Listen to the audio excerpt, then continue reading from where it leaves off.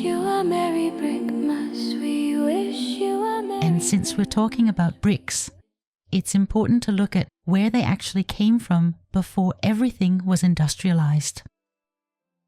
Here I've stopped by the old brick workshop in Den Gamle By, and this place showcases real historic bricks of all kinds. It's worth remembering that machine-made bricks didn't become common until around 1900. Some of the buildings we've looked at come from a time when every single brick was made by hand.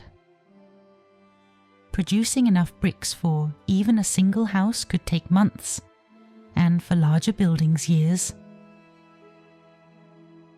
And I should remind you that some of those buildings were supposedly constructed at a time when fewer than 8,000 people lived in Aarhus. By the late 1800s, the process had become much faster, but not every region had access to the new technology, and many buildings were still made with older, slower methods. Last summer, I visited the island of Fur, right by the area where clay is still being excavated today, the same place where you can see the bishop's hat. In one corner of this site, I noticed a patch of deep red material, and that's where I found what turned out to be an old brick-making dump. The discarded waste from earlier production, misfired bricks, underfired pieces, and raw clay that never became usable material. I wondered whether failed bricks could simply be reused, but it turns out they can't. Someone once explained it to me like this: you can't turn baked bread back into dough.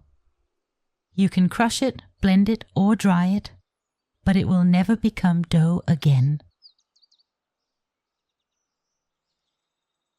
And while I was filming this area, I couldn't help thinking about how quickly these bricks and man-made materials have begun to blend into the landscape, just like so many places we now call natural, but which might just as well be the remains of forgotten structures.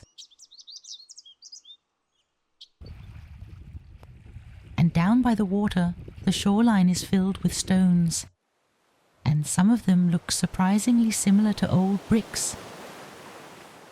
It makes you wonder how many of these shapes are actually the result of wave-smoothed brick fragments rather than natural rock.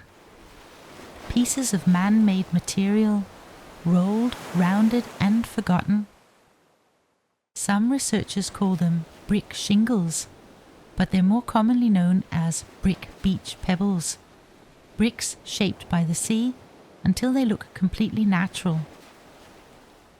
Which raises a simple question: how much of what we call natural stone might actually be the worn-down remains of something man-made, fragments from a past we no longer recognize?